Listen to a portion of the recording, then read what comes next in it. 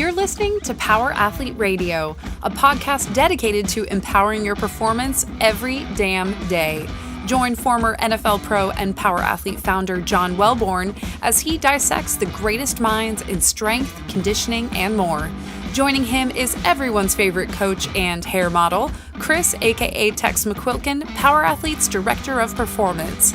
So whether your goal is to be the hammer, destroy mediocrity, or simply move the dirt, you've come to the right place. Now with the warm-up done, let the gains begin. I'm not going to invest this much time and energy if that part, and I know this is what we talked about with the job of the strength coach. Like, I can't continue to be invested in people that are not going to fucking die on the sword for us.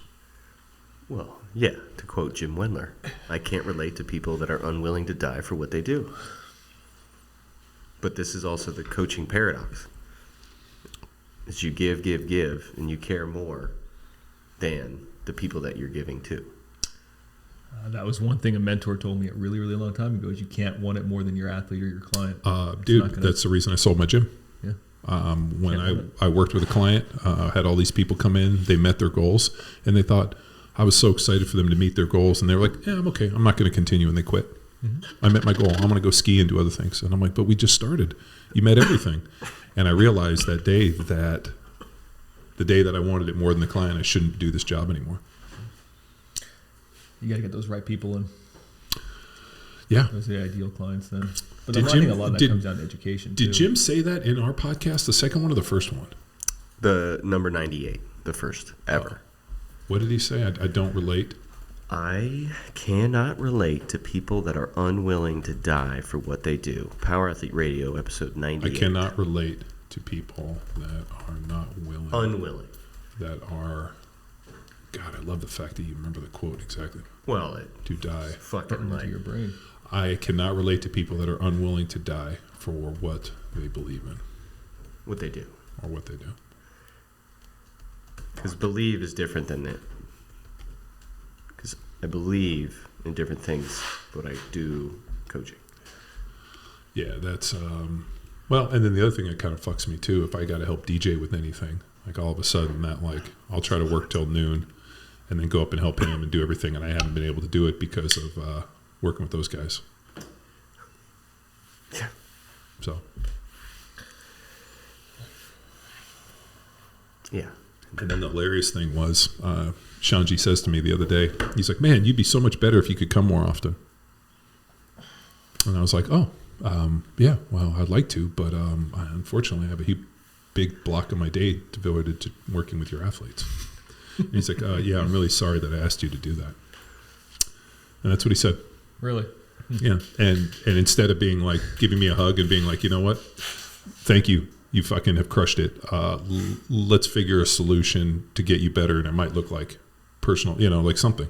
Like, hey, dude, here's my schedule. Come, we can do this shit. Is what we would have done.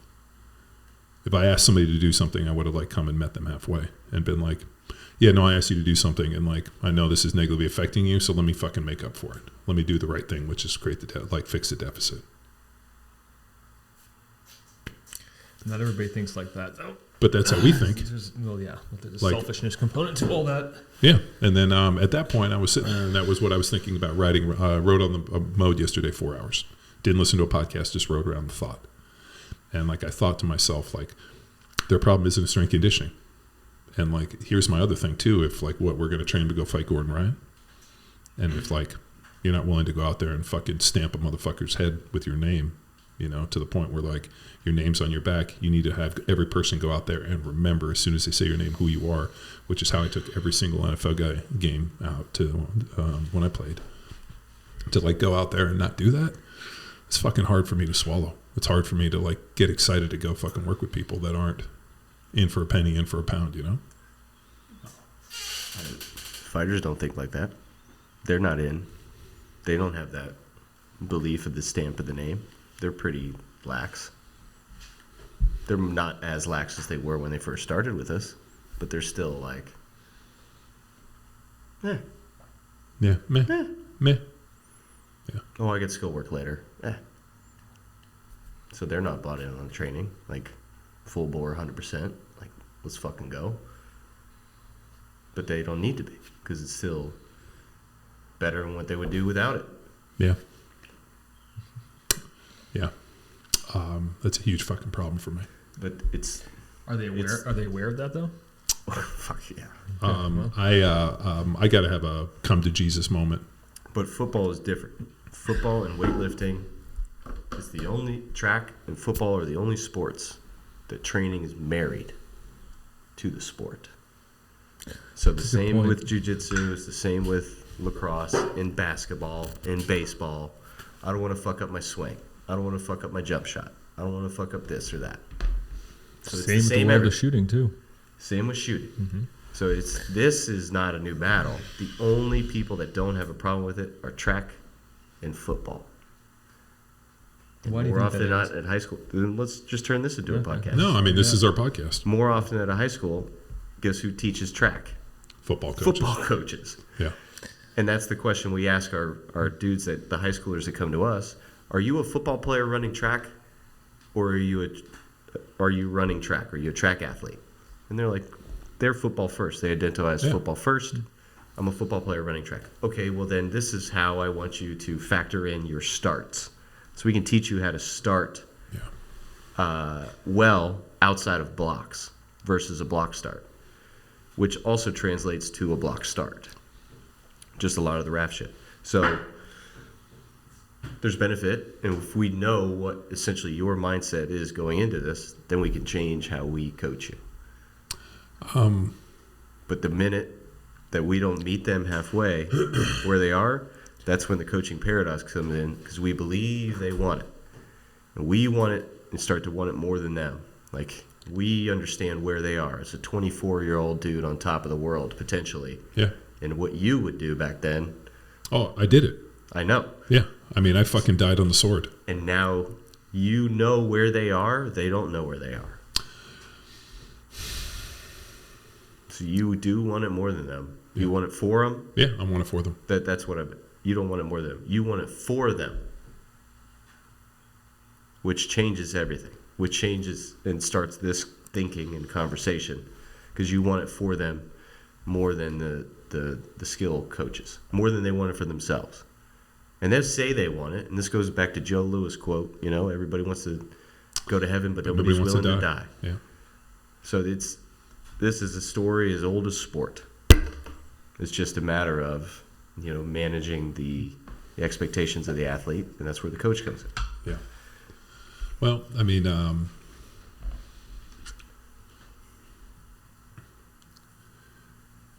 I told you the story. My second year in the NFL, we went to go play the New York Giants. I had to play against a guy named Keith Hamilton, who was an absolute fucking savage. And we had a heavyweight fist fight, and I would say he won that battle just by the mere fact that I was literally bruised, beaten, and like I couldn't open my hands the next day. My hands were so basically bruised and battered that I got up the next morning and I had to run them under hot water and cold water and do contrast in the sink, just trying to get my hands open because they were so beat up. Like my palms were bruised, like I was all fucked up. And after the game, I was so upset. I ripped his picture. I told you this. I ripped his picture out of the program and I put it in my wallet. Literally taped it. Every time I'd open my wallet, I'd look at his face. And every time, like, I mean, think about taking out your wallet, taking out a credit card, cash, driver's license, whatever, and I look at his face. And that was the intensity at which I went to train. If I ever needed motion or like motivation or didn't feel like doing it, I looked at that and I fucking went. And I remember when Ralph and I were training, and I went back and he's like, you know, what's the motivation this year? How is it going to be different? And I slid the wallet across from me, looked at the picture, and he's like, let's fucking go. And Ralph was in. Ralph's like, Ralph was literally in for a penny, in for a pound. I mean, I remember we used to say it. We used to go out, and he was like, dude, I will hit you with the fire hose as hard as you want. You tell me when it's fucking stop. And I'm like, there's no quitting this in me. And I think that's why Ralph and I have always been such good friends, is I never gave up. I never quit. And I wanted it. And he wanted it for me, and I wanted it as bad as he did. Yes, and so I've witnessed him also meet the athlete where they are. So you were all in, and Raph had the capacity and the capability to meet you there. Yeah. But also, if he's working with a 9-year-old whose dad wants it more than that kid, he's not coaching for the dad. He has the ability to meet that 9-year-old where. Yeah, but how do you do the job I'm not to say that you half-ass it, but how do you... But you craft it into a game and fun, and you train intent. So intensity, drive, purpose. So think about, tag. Yeah. There's but, intent in you're talking tag. about a 9-year-old. We're talking about like 24, 25, 26, 28-year-old professional athletes. But then we can scale that to it. So if it's working with a 9-year-old, it's different than a 29-year-old professional football player. Yeah. So then there's this bandwidth, this spectrum of where we can meet that. But then it all comes down to intent. So if dudes choose to roll with the intensity of 10 cities, but then when it comes to strength and conditioning, they just go through the motions. Well, for the people that are just joining us, welcome to another episode of Power Athlete Radio. And we just dropped into a conversation. Yeah, no, this is the best way. I just figured I'd give people a little context. We're sitting here with our good friend, Dr. Matt Zanis, obviously Mr. McQuilkin and myself, and what we're talking about is being a strength coach, working with athletes, developing them, and I'm sure, Matt, you've dealt with this too, where you get invested in your athletes and you see the potential and you see their progress, and you start to get to a point where you want it more than the athlete. Some do. Some, coaches get there. Not all, but the young coaches. When I was a college coach, I realized the benefit that college sports gave to me, and I had no strength coach. Now I go to Division I, and I thought they would want it. I thought they would value and work hard. I remember you calling and asking me about it. But the realization is, let's just go through the motions, because all they want to do is ball. Playing football, man, I've had so much time to reflect on this, and I reflected a little bit on it on my 42 things that I learned since then. One of the ones that it took me almost a decade to admit to myself was I really love to play. And I was so scared that they were going to take it away from me at any moment that I didn't really ever enjoy it, because I was kind of like one of those things where it's like, I didn't like her anyway. Fuck her, and like the girl breaks up and you're like, I never liked her anyway. And inside you're crushed. So I was really afraid to invest and admit to myself. I just was like, I'd blow it off. If I got a job, I like it this. And it's like, no, I really like to fucking do it.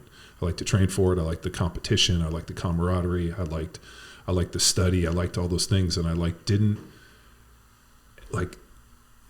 I seized it, but I didn't really it wasn't as meaningful as it could have been, because I think I always kept this kind of foot in and out a little bit, because what if it ends today? I don't want to be heartbroken, because I was always worried, what if you really invested in something and all of a sudden something outside your control snatches it away. I remember when it ended, my brother called me and he's like, man, I don't know how you deal with this.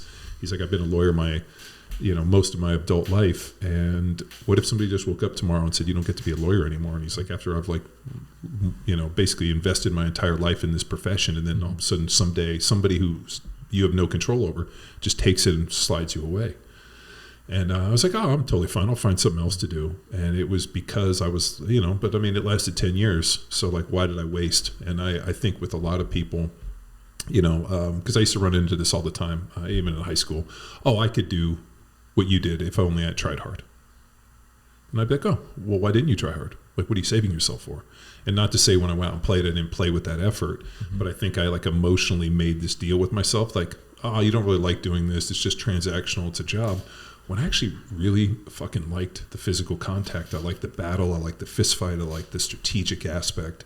I liked the learning. I liked the fact that here was this open loop system with our defense versus theirs. And I think if I had admitted it to myself sooner, I would have immersed myself into more aspects of it, to the point where I should have known, I knew what other people were doing, but I should have understood the intricacies better of the game, to the point where I probably could have just a year later been their offensive coordinator. That was the level of access I should have had. And there were guys I played with that were like that. I just think you get to this idea where, Well, I think it's a. On the sport note, different roles require different levels of cerebral sport awareness. So a center in Nick Hardwick, correct me if I'm wrong, he needs to then communicate to the quarterback, and there's a different layer of the mental game than what was required of you of guard and tackle. Well, I played next in Philly. I played next to a tackle that didn't learn his plays, and I played with a young guy like Hank. His whole deal was call the mic, and then we basically made magic. And when I went to go play, and the other thing which is really upsetting if I think about it now, and it kind of pisses me off, I was never a right tackle. I played there 4 years, and I was a natural. Like even to this day, as I'm sitting here looking, I can see everything out of the left side of my eye. I can't see shit out of this like peripheral over. Like the way my brain is wired, for some reason on the left side, like I have like a fisheye, like I can see what's behind me here. Well, was that all the down blocks from the left side that jammed up your brain? I have no idea what it is, but when I'm driving, it's perfect. So when I drive on the left side, obviously we're like the way we drive, I can see anything on the left side over here. When we were in the UK driving on the right side, it was literally like I was hysterically like looking because I can't see very far out of my right eye. And I just think that naturally I somehow built a skill set to play on that left side. Playing out on the right, I felt really like not very comfortable, but I played there for years because I could do it. But what sucked is I played out of position for a number of years when I could have been, I think, much better if they would not have played me out of position. But I should have kept my mouth shut and fucking stayed in Philly. So what are you going to do? No, you self-selected for it. Yeah. At that point. Oh, I just had a natural skill set. Well, what would you say to an athlete that makes the sacrifices for the team? Is the team just taking advantage, or are they looking out for the best of the athlete? I think the teams will always take advantage. They have to. So with the team, there's nothing better, or I'm sorry, in the team's mentality, they have a spreadsheet. It's a business at the end of the day. Mm-hmm. The players are just merely cogs and commodities. And if there's a bigger commodity with a cheaper price, they'll slide it in. If that cog doesn't work, they'll pull them in. And I think that the loyalty to the team doesn't exist past the fact that you lease this number. I mean, I guarantee somebody next year or even this year, J.J. Watt, I mean, what did he wear, 99? Yeah. Right. Houston's going to retire his number. Yeah, but somebody wore 99 this year at Houston. I don't know. We're going to have to fact check that, Jacob. I'm pretty sure that they gave it to just some no-name. Way. Yeah, some no-name. That's what they do. If they're a great player, they give it to some, like, basically well, maybe a great player, but not the greatest defensive end of all time. He's pretty damn good. I'll give you that. J.J. Watt's a good player. I would have loved to have played against him.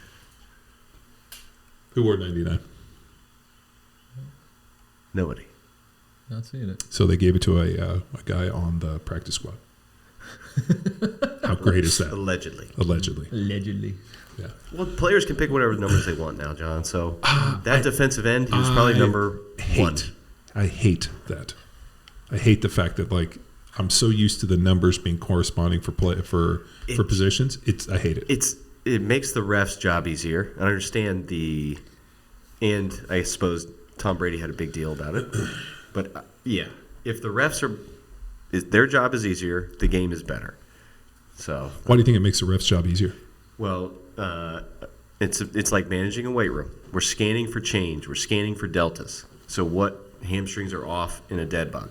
So if I got to manage 60 dudes or 22 moving at the speed of light, I'm just scanning for deltas because those guys got to be on and they can't make mistakes. I mean, we see what happens with the Saints in the playoffs every year. They get screwed over.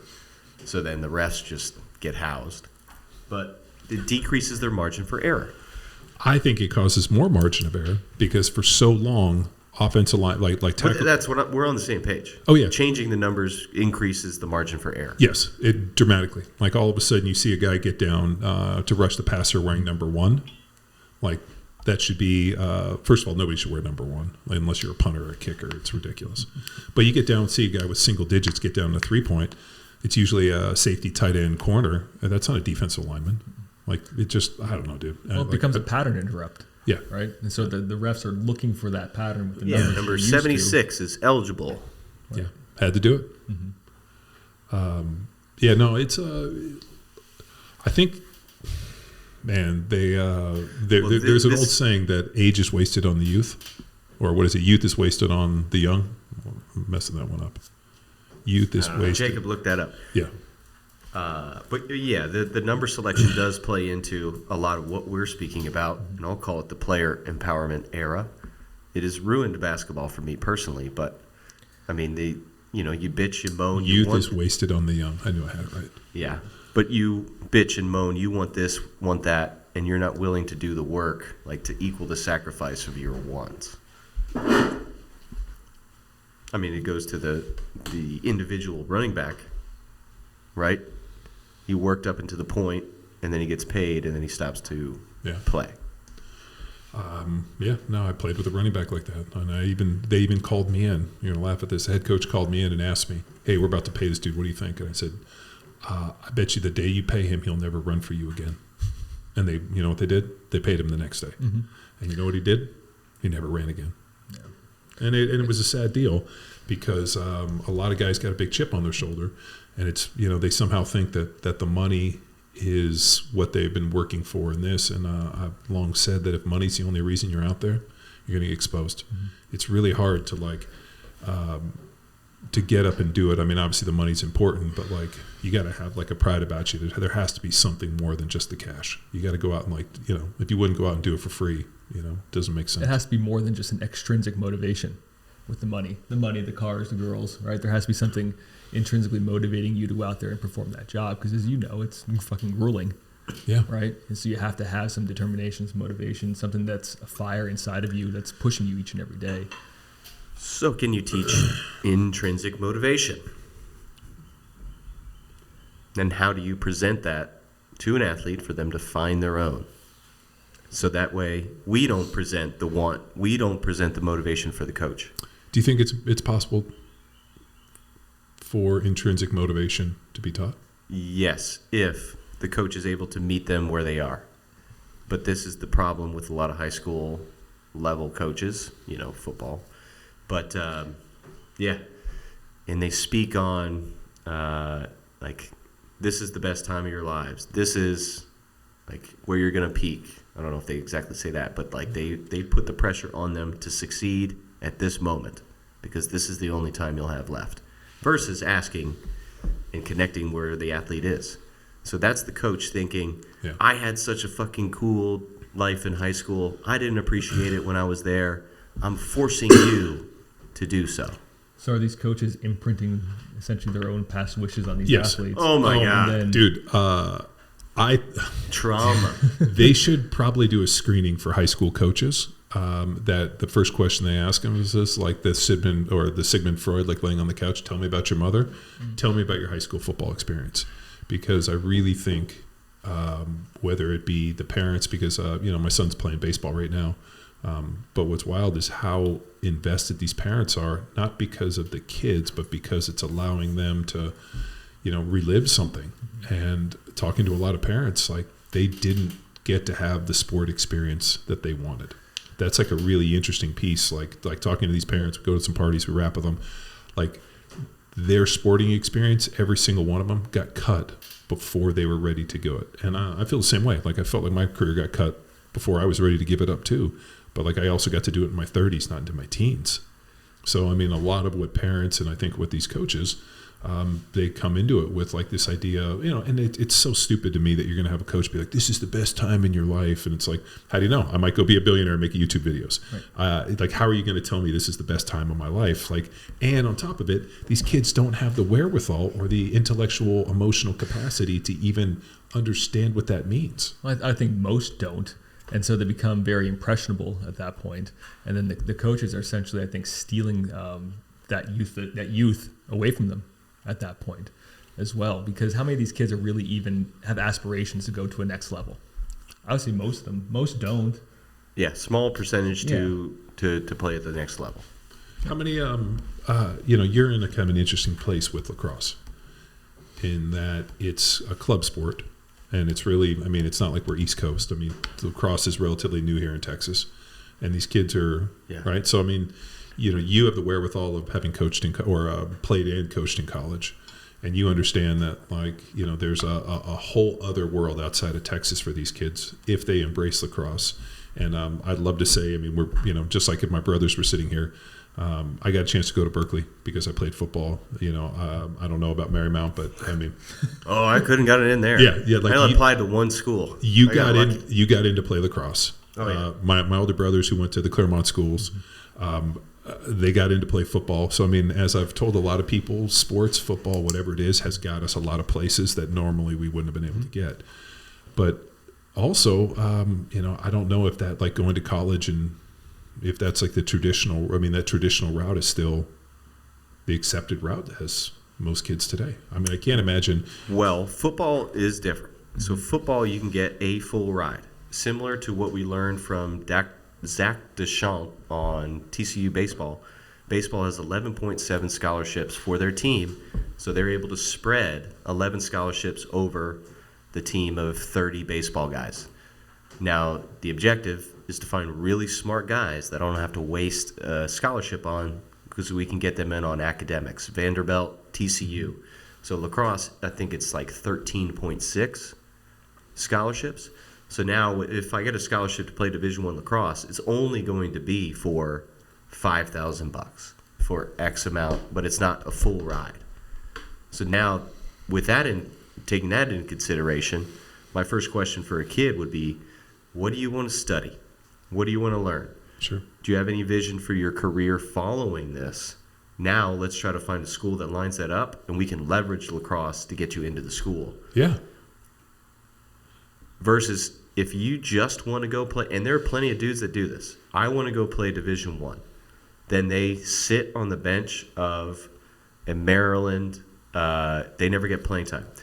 Or they could start at a lower level Division I and play 4 years and have an awesome career for the school. Maybe they don't make it to the tournament, but you get on the field. Yeah. And I'm in the opinion of just put me on the field, Yeah. win or loss, and I'll do my best in that level of competition. So now that there's a level down, Division III or II, where they have amazing schools, and I can leverage sport to get into an MIT, a Division III school, Tufts. So everything in that Boston area is all D3. Not all of it, but majority of the good ones.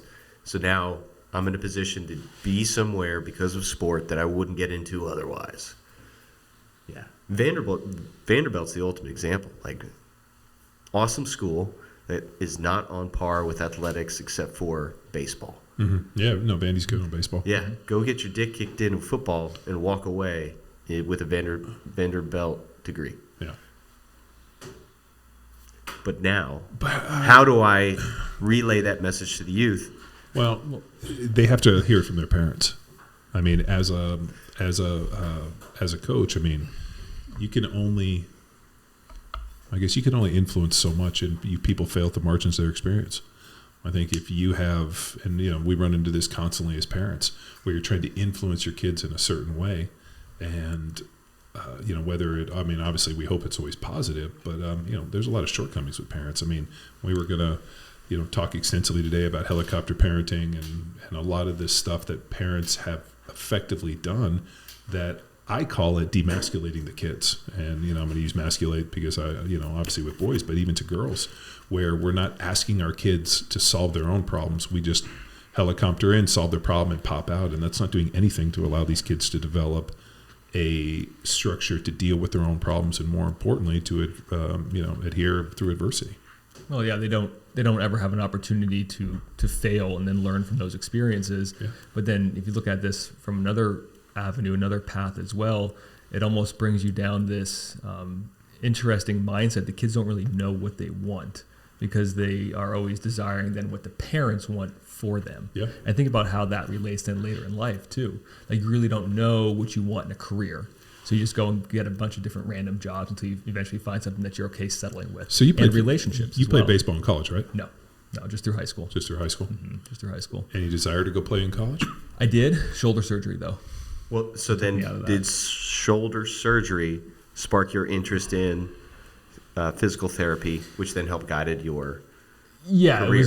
That was a trajectory shift for me. But I also realized in high school, once that shoulder surgery stuff happened, that I was a much better coach and athlete, and a much better provider than a player. I got way more enjoyment out of helping others succeed in the gym and watching that transfer out into the field or the court versus... Even with those freakishly long arms? Yeah, you know it. Yeah. Dude, I'm just going to tell you, dude, the amount of mass you've put on in the forearms and the biceps, it's impressive. How do you think I did that? Hammer curls, PG-13. Lifting weights, Johnny bod. I mean, I like came in today and like the arms were looking good. I'm like, dude, I didn't know if this was like more jujitsu or more shooting or whatever. I really do think a lot of it has to do with the goal of me doing a one-arm chin-up. Been doing a lot of pulling, so a lot of grip-intensive work. I like it. A lot of grip-intensive work. And then being on the hands and the handstand positions as well. Yeah. Having to stabilize all those little accessory muscles around the elbows. It just blew up. Yeah. Stabilize the joint. Yeah. Tex, you've spent the last couple of years, obviously coaching this, and it's not an obscure sport, but in Texas it is an obscure sport. Oh, it's obscure for Texas. So, but the interesting thing is, which I'm kind of shocked with, is the interaction between the team, the coach, the player, and the parent. It would be a little bit different. Like, for example, like my son decides to go play football, and he's out there playing, or something's happening. Having an intrinsic knowledge of not only offenses and defenses and all these other players, I can assess pretty quickly whether or not the coach knows what the fuck he's doing. Mm-hmm. But, also having been on that side, I don't know if helicopter parenting in and trying to insert myself and work all this stuff, that doesn't benefit anybody. That only goes poorly for the kid. But what I find even more interesting is, within your situation, there's a good chance that none of these parents have ever picked up a lacrosse stick. So like it'd be a little bit different if you were in Maryland, for example, and the lacrosse coach was fucking up, and it just so happened that a kid's playing, both of his parents were All-Americans, and they're like, hey, I played this game since I was, a seed. This is what they're doing, Yeah. Thoughts on that? It's a club sport, so you pay to play. So it's different than football, baseball, basketball, volleyball, etc., which is affiliated with the school. So now they feel they are entitled to have an opinion on the direction of the program, unfortunately. Mm-hmm. The same is sought out with club sports, club volleyball. Parents are the same way. Man, they're watching the club practices. They're putting their fingers into the experience of the team. So I think it's just at the club level. Club soccer, volleyball, all of those are huge and still dealing with the same challenges, unfortunately. So I think it's a sense of entitlement. Since I write you a check, I can tell you what to do, rather than, I'm a UIL sport. I'll sign up for football. We'll see what happens, And then the parents, they should sit back. I don't know. But then, and I know this from politics of high school football in Texas, there's boosters. So you still do fundraising, and then the fundraisers from my high school experience, they made sure that their senior and their sophomore son got to play together and be on the same varsity team together. So, what did they buy? A new mat for the baseball team, so that a new tarp to cover out with rain. So we'll buy this tarp, but I need to make sure that my boys play together. It's like a quid pro quo. Oh, yeah. Dude. Yeah. These people, obviously, I didn't grow up in that situation. So it still exists at the UIL. Yeah. Just through boosters. I just didn't. Yeah, no, that's not how shit worked. Well, you follow the money with anything. It'll take you back to the true source of the funding that directs the decision making. I just can't imagine. I mean, I think I might have told you my high school coach didn't like me very much. I came Mine either. If he put me in, man, we would have won state. Well, I mean, I started both ways, and I know he didn't like me because he told me as much. But he also couldn't keep me off the field because I was one of the best players. So he did some other little bullshit things, but I circumvented him, smarter than him even at that age, which I like to believe. But I really think too that if you've done the work, you've trained hard, and you go out there and you're the best player, I'd like to hope that you get a chance to play.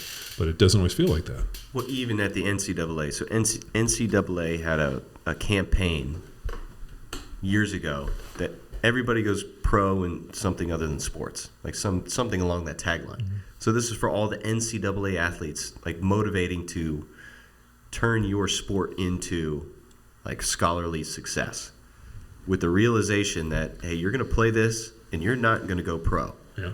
So now I mean, that advertisement campaign spoke to me because now you realize, like, especially lacrosse ended at college back when I was in college. Now there's Premier League, but well, I mean, when you were coming out of high school, when you picked go there, I mean, you were going to play lacrosse. There's no way I was going to be professional. No, I know, but you knew that, but you were using it as a springboard to get where you needed to go.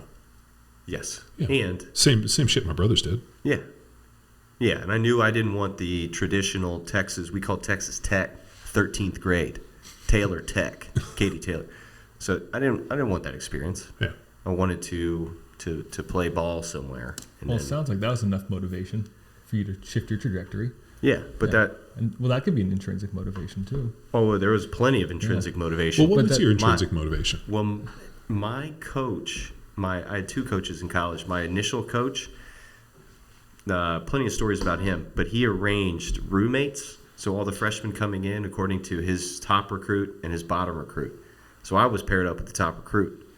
So now, Are you saying you were the bottom? yeah, no doubt, dude. I could barely catch and throw. It's just I used my head as a weapon. I played the sport differently. Well, then how did you get there? Because he wanted a bruiser. He needed a goon. So he won. Yeah, I got more career knockouts than goals. Hey, coach, I got the foil on my knuckles. Coach, Put me in. I got foil on my knuckles. Hansons were a big motivator. But that You was... know, that's still one of my favorite movies. It's great. Yeah. Paul Newman. Have you guys ever seen it, Slapshot? It's fucking the best. Yeah. But he was playing a lot of those mind games with the team. And we all came together as a team to hate him. So I learned a lot in that respect. I'm not mad at him for. I mean, did he do it on purpose? 100%. He's like, you know what? At the same time, I'm not going to give too much away on this guy, but I'm sure you can look it up, but he started as a freshman in his college career, Division I. Then they lost the championship, so he started freshman, sophomore, junior year, and then his senior year, a freshman came in and stole his job from him. So for his whole coaching career, it was always about, you got to work harder, you got to do this, and then like pitting players against each other, and just as super fucked up as he is in the head, trying to push that on us. And I'm very observant, so saw all these things. It's not dissimilar from what I experienced at Texas high school football, but the rest of my team, they had never felt the trauma of a coach just being poured out onto them. I had plenty of experience Coaching with this. scars. Oh yeah, so plenty of experience, and I joined the cross country team. I did everything I could to make the team and have an impact. So joined cross country freshman year to be in good enough shape to play lacrosse.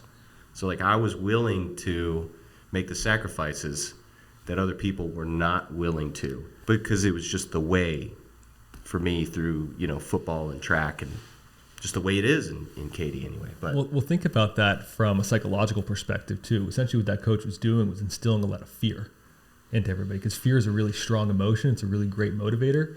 But as you can probably attest to, it affects everybody differently, right? So it is either going to turn, like we have a go switch and a stop switch in the body, right? The sympathetic, parasympathetic type of a drive.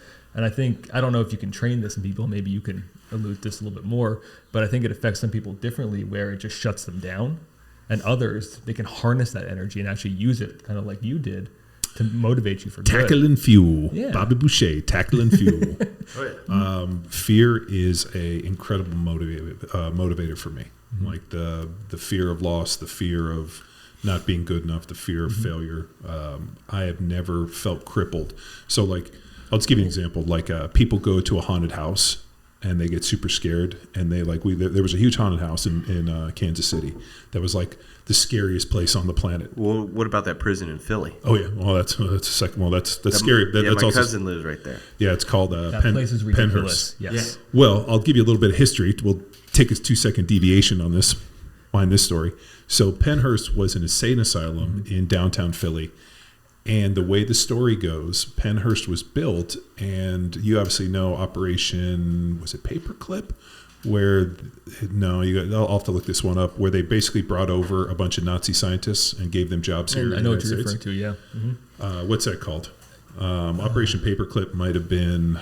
Nazis, Philadelphia. No, just Nazi scientists to the U.S.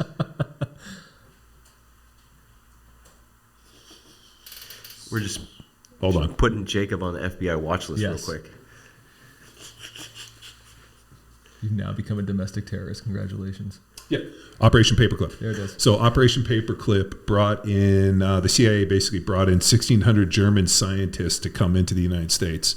One of the guys who was like Mendeleff's like right hand, they brought him, and he was in charge of Pennhurst and continued his research on the people that were brought to the mental hospital. Mm-hmm.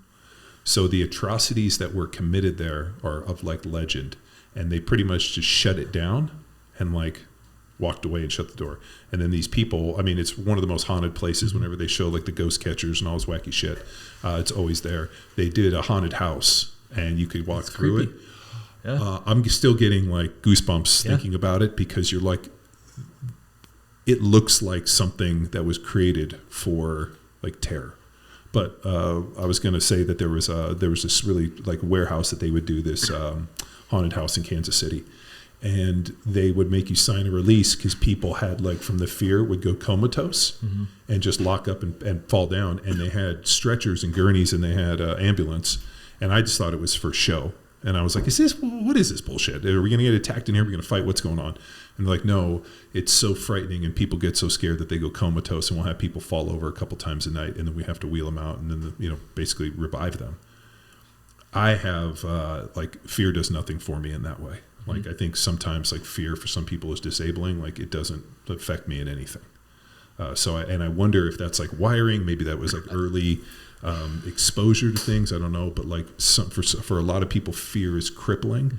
It doesn't affect me that same way. Well, I think we're all a product of our environment, right? And how we were raised. And we don't, I don't have kids, you do, but as parents, we're always going to fuck up our kids in some way. You have no idea how it's going to work. God damn it. I know. This is the paradox of parenting. You tried to do your best. Oh, you hope to do your best, Sure. But you don't know what you say or what you do. Correct. Something that might just seem like innocuous and I might just say off the cuff becomes a serious crutch in my kid's mind. Mm-hmm. No, what I was gonna go on to after that is that's a big reason why fear is such a big motivator for me too, because my dad instilled that fear into me from an early age, and like the fear of disappointment, right? And so that was a huge one for me. I think that's kind of why I'm so successful with what I'm doing now, is I never wanted to disappoint others around me, so I won't let it happen. And then internally, you don't want to disappoint yourself. Like, I was a fat kid growing up until I reached like junior year of high school, and I was made fun of a lot for it. And that's why I found the weight room. Yeah. And that transitioned to your compliment to me in my arms. But that's why I started lifting heavy weights, because it changed my physique and it changed And modeling. Model. Yeah. Idiot. Isn't I don't know where I would be if I hadn't have found the weight room. Same. I like to this day, and I'm going through this right now. What's that? You rolled your eyes at me.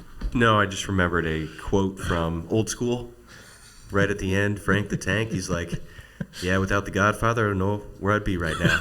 Probably face down, lying in a pool somewhere. Yeah, well, that's a true statement. I'm going through this with my nephew. Yeah. My nephew is 17 years old.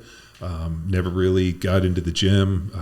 He's 6'1", 6'2", 170 pounds, super skinny, and he, plays baseball.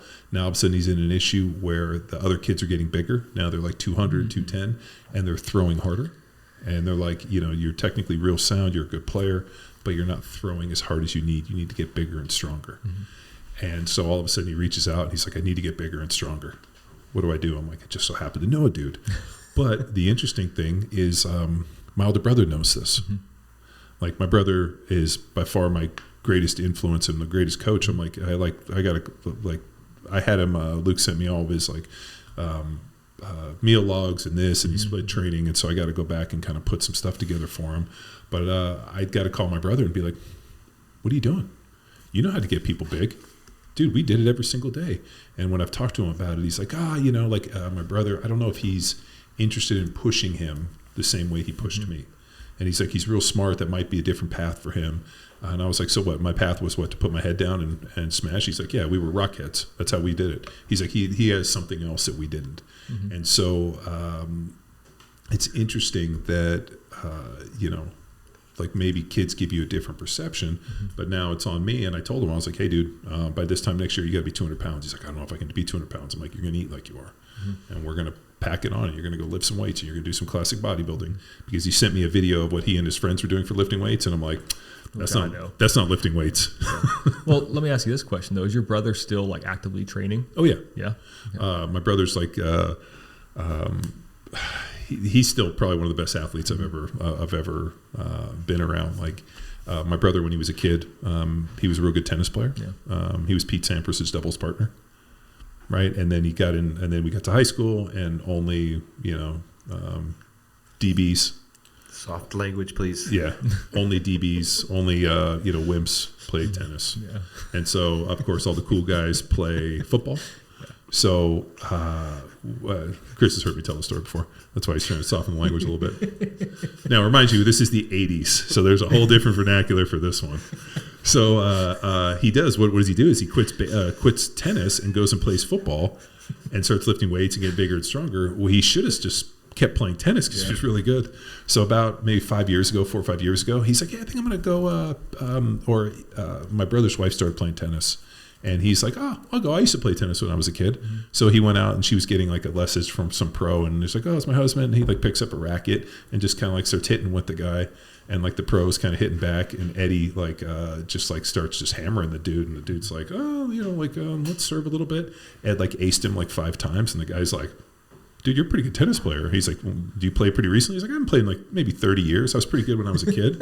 The guy's like, what are you talking about? So then Eddie enters a tournament and like wins like the over 40 Orange County title. Wow. And so he's like played football, walked on and played baseball, and started on his baseball team in college. I mean, Eddie's always been a great athlete. So, but we were always, we trained. Mm-hmm. I mean, he's the one that taught me how to play football. He came home every summer and we trained. So it's interesting that, my nephew, who's a good baseball player and, needs to be big and strong, so I'll help him do it. But, I always think for myself, I was lucky I had mentors. Mm-hmm. And I even told my mom the other day, I was telling her, we were laughing about something about George Zanis. And my mom was kind of getting in because she got a little feisty on Zanis a few times. And I was like, George was great. For all of his shortcomings and whatnot, he brought on and mentored a bunch of, kids that were just trying to get big and strong, and he was able to collect them and instill through that deal. So instill is a word I want to hold on to. So now we need to differentiate wanting it for someone, but then instilling the belief that they can do it. So with Luke, Ed wants him to put on weight. He wants him to unlock his genetic potential of musculature that is in there. And then now you're instilling it. You're going to be 200 pounds. Yeah. You can do this. Well, so that's important to differentiate. And now if we're applying this as a coach, it's, you're not forcing the hard work, because the kids will reject that and then do the exact opposite of what versus you have the potential, or reinforcing the behaviors of showing up on time, working hard, and over time start to create the possibility to play at the next level, or the possibility to compete on your city stage. But it's not wanting it for and then holding that against them. It's acknowledging the behavior that they're doing and instilling that. Yes, you're going to have to eat more. However, you crush that meal. So we're just going to add one more tablespoon of peanut butter the next time, whatever. Versus, I ate and you're going to laugh at this, I ate every single meal from the time I was 14 till I was in my early 30s. So it was over 16, 17, 18 years, right? Mm-hmm. So 14 to probably 32. I ate every single meal as if it was going to be my last meal, to the point where I felt like I was going to get sick. I would eat and then just be like, oh, I think I'm going to throw up. Every meal. So what's so liberating today is I'll sit down and be like, I'm still kind of hungry. I don't think I'm going to eat anymore. And then what's hilarious too is I'll slip into it. All of a sudden I'll start eating, and I'll be like, oh, I can just get one more bite in. I can go one more bite. And then I have this internal thing with myself where if I get too full, I get mad. I'll be like, God damn it, why did you do that? And it's trying to break this mindset of overeating. It's an ingrained pattern within you. Oh my God. Right. I think that's our job as coaches, though, too. And I believe even as a physical therapist, I'm primarily a coach as well. And like our main job is to help people get someplace that they want to go. Like we're their guide along the way. And one of those things we have to do is be able to show them what's possible. And I think a lot of that has to be done through the means of questioning and answering, right? So figuring out what the layers are and peeling them back. Because when I get people that are in pain, getting out of pain is not the ultimate goal, right? There's always something underneath that is driving them forward, and that's that internal motivation. It's the same thing with your nephew, yes? Mm-hmm. Like what's the underlying goal other than just putting on 200 pounds? Like what does that get you? What can you do with that? I think he wants to throw harder. Yeah. I really think there's such a short time period, and sport's so important. And I realize you can play these sports all your life, but there's such a I saw something the other day which kind of like almost made me tear up a little bit, but like it was like, man, there was like, do you remember the last time you went out to go ride your bikes with your buddies, or the last time you stepped on a football field? And it was kind of like just talking about like the realization that like there were moments like you only get to go to 4 proms, you only got to do this like so many times. Like there was a last day that you played one-on-one basketball, or there was last for all these. And the problem is, as a kid, and when you're young, you don't realize that that's the last until it's past. And so I think there, at least with high school sports, we see a lot of times with these parents where they're coming out and they're trying to relive something or right some wrong that was wrong to them. I wasn't as good as I needed to be, so I'm going to make sure that my kid doesn't know that pain. But yeah, it's just so happened that experience shaped you for who you are today. So like, why would you want to take that from somebody else? Or the idea that I want to make sure that, oh my God, can you hear it? That's the Tabata flu coming back. I did some Tabatas on the Echo bike and I have the flu. But there's this desire to change, to try to rewrite history, to right or wrong. I don't think you can do it. I think all you can do is provide the opportunity and allow them to go out and do their best. And they have to make their own way in this life. Yes. And we had our first ever intern experience that. He was successful athletically, academically, and never saw failure until he came to Power Athlete? Until he became an intern with Power Athlete. And everything you're doing is wrong. I want you to know this. Oh, my God. When he told me that, my head almost popped off. He was having a real hard time. Yeah, that like the fact that everything he'd done in his life was perfect. He had always been successful. Yeah. And said that this is the first time he'd never been good at anything. In an internship. I was like, holy shit. I've sucked at a lot of stuff. I've sucked at everything. Yeah. I still suck at a lot. Yeah. It's wow. Yeah, Jeff Gonzalez made me realize that really quick at a shooting course. That I'm like, yep, I suck at this really bad. Yeah. We've all taken Jeff's course, and he makes it look so seamless and effortless. Especially when we're shooting at those, like, what were they, 20 or 40 yards? Like we're shooting 25. Yeah, at the 25. Yeah. Like, I didn't hit anything. How many of those under white? Oh, crap. Yeah, and then he's like, well, you got that's a DQ. It was funny. We were texting back and forth the other day, and I was talking about the course, and I was like, yeah, I mean, the fact that you were able to get text proficient with a pistol in 2 days. He's like, yeah, he took it like just like a fish to dirt. Just funny. I got an 11. My final score is 11 out of 100. I've tripled yours, though. Yeah, Zanis got a 30. Everybody fails. Everybody fails. Everybody fails. And the only people that don't fail have been to his course numerous times. So there's people that, when I went to his course in LA, there were people there that like their whole mission in life was to somehow get Jeff's approval by passing his course. Well, there's plenty of athletes like that. Oh, I've witnessed that, especially when we travel the road in the world and work with a lot of different athletes, seeing that they want to impress us one way or another. That I never got over. It's like, dude, just do your best, and there's always room. I will find something wrong with you. Well, I think the only thing that impresses me is effort.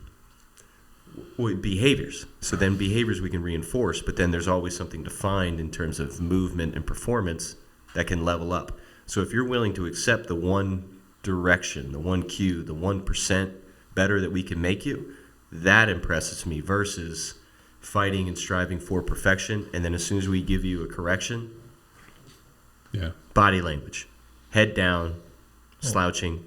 I think that's a level of humility that not a lot of people have too. So, your intern that was perfect at everything, that level of perfectionism comes off as like overly cocky, I think, in a way too. But I think there's a fine line between... Yes, maybe for that. Sure. But then there's also individuals that have limited self-confidence. So as soon as they make one mistake, then they disappear up their own asshole.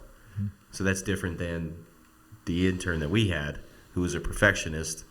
It's just... You really have to work hard to level them up. And fear is not going to work for them because they will just disappear and you'll lose them for an entire game, practice, season. I think it's important to find that in athletes, though, too, because I think the distinguishing factor with the cockiness and the confidence piece and humility is, like, to me anyway, like, I could be confident in a lot of areas of my life because I know I'm fucking good at it. But there's other areas, though, I think you can become too cocky, and then that distinguishing factor is like you're putting yourself up on this level where you're not really at. But that's false hubris or that's bravado. Sure. I wrote about that in my 42 Things, that what gives you confidence is knowing you've done the work. Also, so if you've done the work and you've trained harder than anybody else and you've like put in more effort than any human being to ever walk this earth, you have the right to beat your chest a little bit.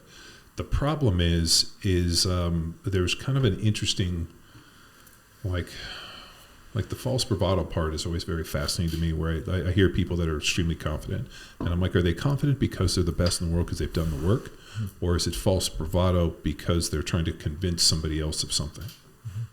I think there's a little bit of that, but I think the way that you can parse that out is through results. There's data, right? Are you actually producing results, yes or no? If you are, then I think you do have a right to be confident in that area. But if you're not, what evidence do you have? Right? And that's where I think people sniff that out really quickly. And that's where the lack of trust and lack of confidence in that coach or in that provider comes. They don't believe in you. This is an interesting thing that's fascinated me forever, especially with coaches and like, what you're doing in terms of a PT, and you take the position of being a coach. Where does the lack of confidence come from? Like Chris, like you're coaching your athletes, you're on the ball, they feel that what you're doing is increasing performance, you're getting people out of pain, they're moving better, and then all of a sudden they like lose confidence in you. Like, why did they lose confidence? Or more importantly, what happens where now all of a sudden the person who was, the person shepherding them across to help them no longer becomes the person that can do it?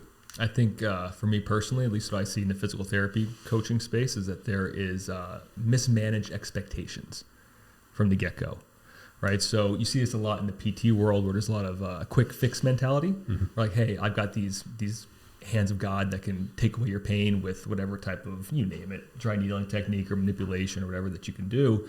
And then we devise this narrative or this story around it that allows that client or that athlete to buy into it in the moment. And there is like a voodoo essence to it, or there's a magic trick of, yes, you can take the pain away, and that is enough to motivate somebody and help them feel confident. But the key factor here is that what happens later on down the road, right? Are we still running through this vicious cycle because we never actually got to the source of the problem to begin with? And I think that comes down to these expectations that we set in the beginning, and clear, confident communication through that experience. Because if you set the expectation that, hey, you just need to come to me every time you're in pain and remove it, there's no responsibility, there's no accountability, there's no autonomy there. They have now become dependent on you. And it's like this weird codependent relationship where the athlete or client needs you to take their pain away, and then you need that client to feel good about yourself because you were able to take that pain away, versus setting the expectations at the beginning of like, hey, I know I can help you feel better in this moment, but here's the problem, and here's the game plan that we're going to take to move through it. And you're going to have ups and downs because life is messy. The human body is super complex, and nothing is ever cut and dry. And I think if you give them that expectation in the beginning, you can then help navigate those waters when you come to those bumps in the road, because it's bound to happen. You're going to be 6-8 weeks down the road, and your back might start hurting again.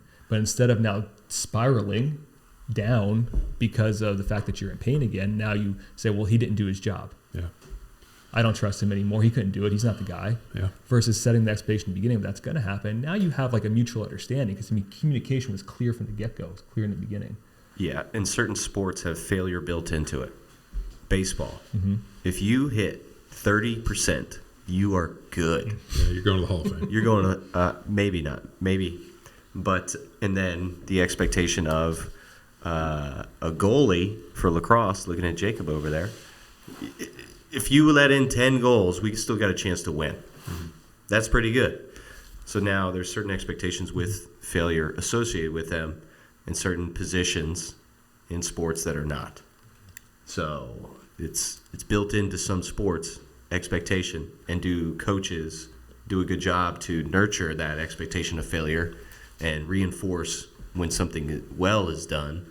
Or if you give up a sack or you get pushed back, do they just fucking motherfuck you and ignore the 10 good plays that you just made? 100%. Everybody always remembers. Now, I could win on at a 69 developmental plays. level versus the professional level. I get it at the pros, but now we're talking developmental. Yeah, no, I was like that my entire life. Mm-hmm. I was a sum of all the bad things I've ever done. And it's extremely hard because then you end up reflecting back and only remembering all of the bad plays. Mm-hmm. And so what's crazy is I saw, it was on TV, there was a bunch of, or I think somebody forwarded me some clips, or I can't remember what it was from, but it was pretty recent. And as soon as I saw the play line up, I knew exactly what I did. And I knew because I fucked up on that play. And there was like a run play. This guy beat me across the face. I pushed him. The running back cut back, and we had a huge run. Like, we had a huge run because the gap was there, because the guy cross-faced me, and I didn't do what I was supposed to do. I was athletic enough and lucky enough to push him out of the way. The back read it perfectly and cut back, and we had a huge run. And they were showing this highlight of this dude, and I'm just like, I can remember being in my stance and seeing the dude cross-face me and basically crossing over and not getting there in time, pushing him with everything I had, and thank God the running back cut back for that play. And those details are so clear and vivid, aren't they? Because our brain is wired for negative emotions. Yeah. There's a survival mechanism. Well, and then all of a sudden I watched the next clip, and I totally murdered the dude. I had no recollection of that play. I took the guy, literally zone step, drove him off the ball, and pancaked the dude like 4 yards downfield.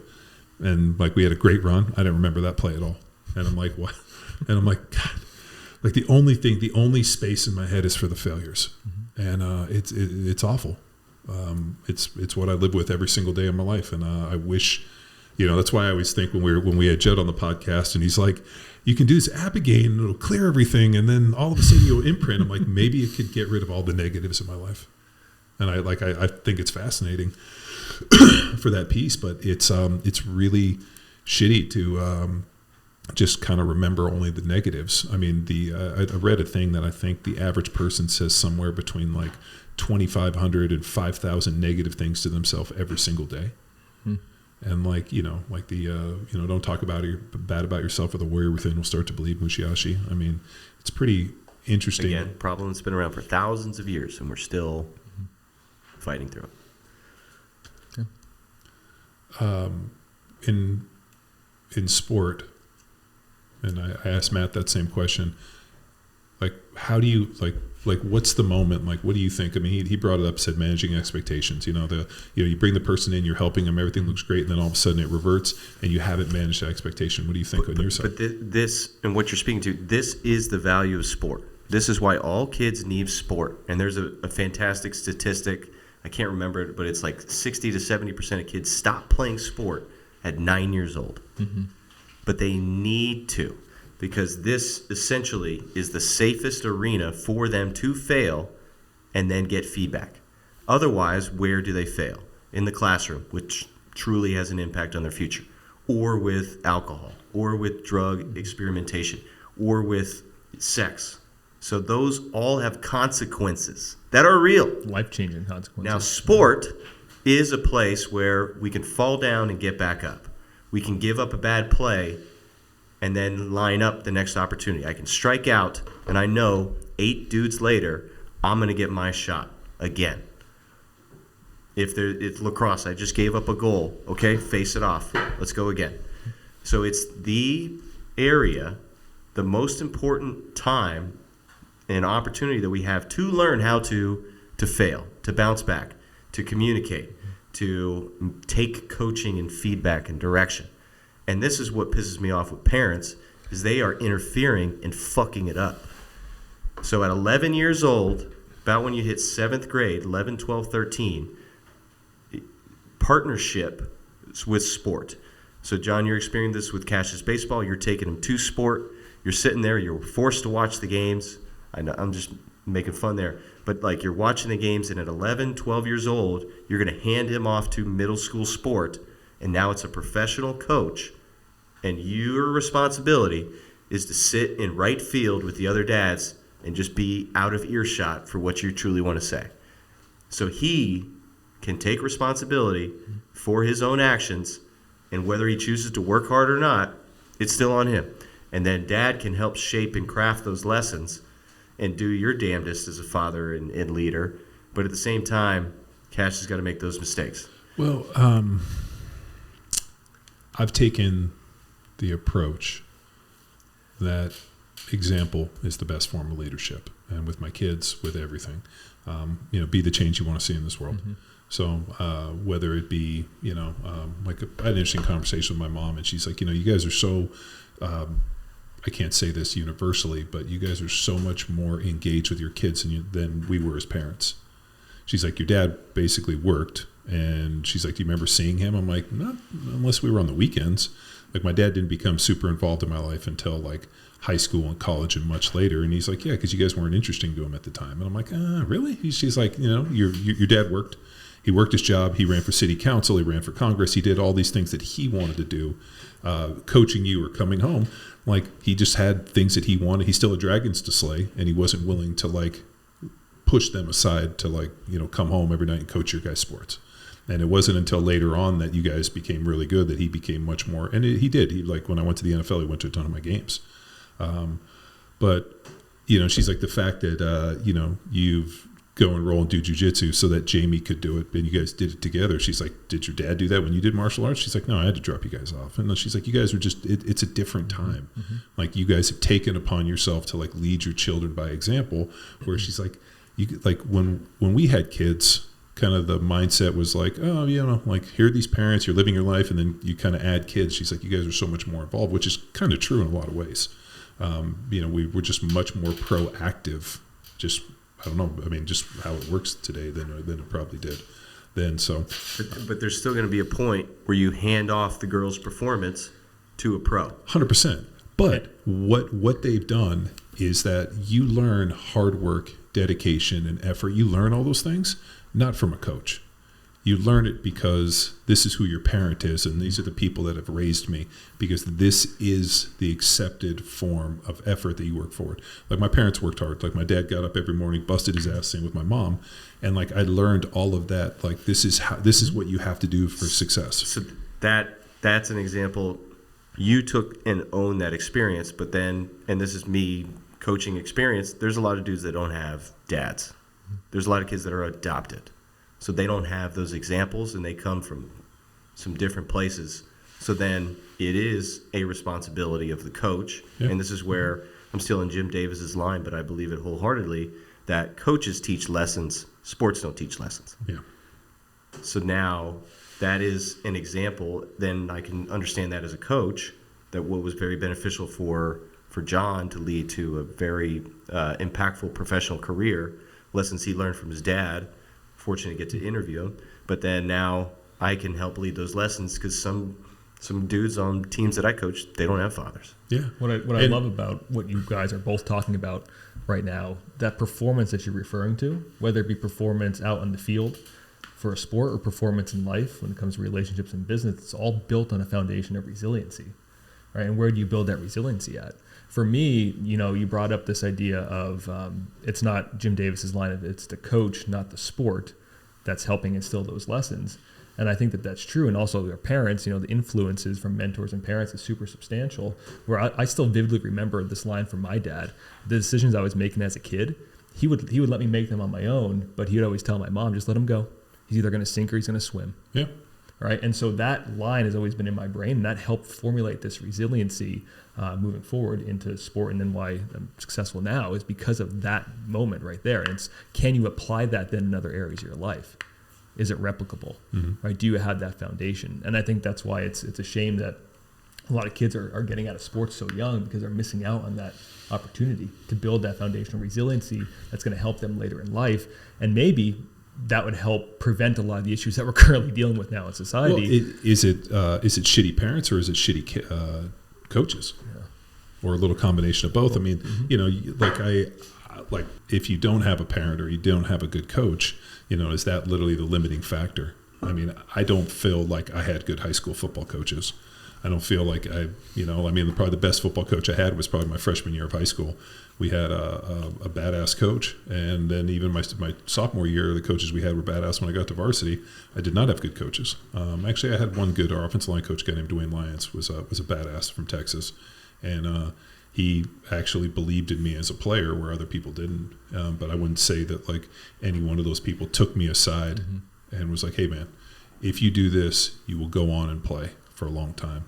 If anything, it was probably my friend Tasso Papadakis and being around those guys that instilled confidence because he could do it. So I just think if you let's say you had a shitty high school football coach and you don't have a parent, like who's the person that helps you persevere?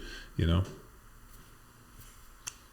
I don't know. I think every scenario is different. Well, I think that you can, the whole influence by the 5 people you're surrounding yourself, the closest people. Yeah. I think there's a lot to that, because a lot of the lessons that I learned is I put myself into rooms and around people that were either A lot smarter than me, or B, a lot bigger and stronger than me. Right? And I got a great example of a story. I was with my one of my Olympic athletes up in Fort Worth a couple weeks ago, and he's my age. He's 34, and then we had a young kid, 18 years old, ski that was working with us, and I programmed a workout with heavy sled pushes in there. Right? And so we're throwing on the weight, and it got to the point where we were jumping on the sleds. So my 215-pound ass, and then the Olympic athlete, he was about 190, and this 18-year-old kid who maybe weighs $140 soaking wet had to push us. And in that moment, he was able to overcome adversity and build that resiliency because he couldn't move it. Right? So we had to get off and kind of give him a little bit of an assistance, but then he got it moving, and it kind of helped build that confidence. And that's where I told him, this is where you're going to improve, is putting yourself into these situations where there's people around you that are bigger, they're stronger, and that's how you're going to get there as well, because you have that environment, that influence.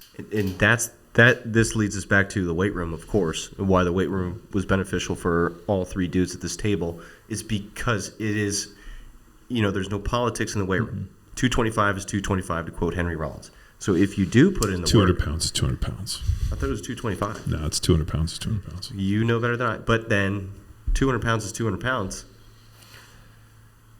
The work, the effort, everything that you pour in will appear within your coordination, your body, your structure. So that's the beauty of the weight room and the opportunity there to, 200 pounds is 200 pounds. It's you versus the barbell. It's you versus yourself. It's not influenced by anyone else. And you can determine the confidence that you gain because you lifted that barbell or you lifted that tire. You did it. And you can own that no matter what somebody says on the internet. You still move the weight, move the dirt. Well, That's a good way to end it right there, yeah? Yeah, no, I think. Yeah, that was a nice mic drop moment. No, it's about effort. It's about providing leadership and providing people an environment to succeed. And I think that can be both negative and positive in that a lot of times with coaches and parents, they feel at the margins of their experience, and a lot of what they're pushing on either their athletes or their children is their own shortcomings, their own failures, and really their own issues that they haven't dealt with. And hopefully you have coaches that allow your children, and as a parent, you're offering your children the best solutions, the best examples, free of their own fucking problems. And, to do that unabated, but that's not it. There's a lot of fucked up people because they have fucked up parents. And what do I always say? After the age of 26, you can't blame your parents anymore. Well, people are still blaming their parents. We run into it constantly. So, but to be continued. Thanks for tuning in to another episode of Power Athlete Radio. Bye. Bye.